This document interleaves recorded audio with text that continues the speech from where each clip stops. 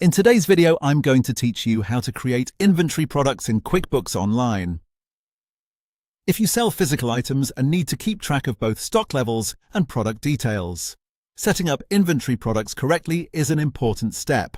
QuickBooks Online lets you store key information like your item name, SKU, quantity on hand, pricing, cost, and accounting details, so your books stay organized and your inventory is easier to manage over time.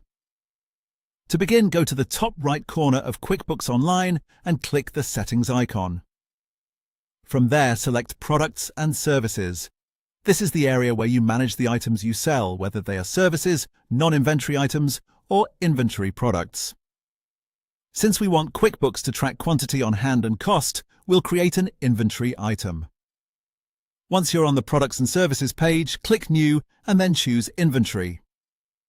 This opens the inventory product form where you'll enter all the important details for the item you want to create. Start by entering the product name. Make sure this is clear and easy to recognize, especially if you have a large catalog of items.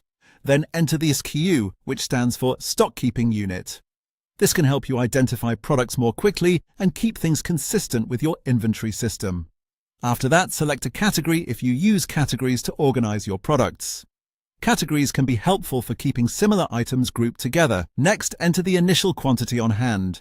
This tells QuickBooks how many units you currently have in stock. You'll also need to enter the A's of date, which is the date that quantity is accurate. This is important because QuickBooks uses that date to begin tracking inventory from the correct point in time. Now move to the sales information section. Enter your sales price or rate, then choose the appropriate income account. This ensures that when the product is sold, the revenue is recorded in the right place in your books. You'll also need to define the sales tax category so QuickBooks knows how tax should be handled for that item. After that, enter the cost of the item. This is what you pay for the product, not what you sell it for. Then assign the expense account to cost of goods sold, often shortened to COGS. This helps QuickBooks track the direct cost associated with selling that inventory. Finally, select a preferred vendor if you want to link the product to the supplier you usually buy it from. Once everything is filled in, click Save and Close. Your inventory product is now created and ready to use in QuickBooks Online.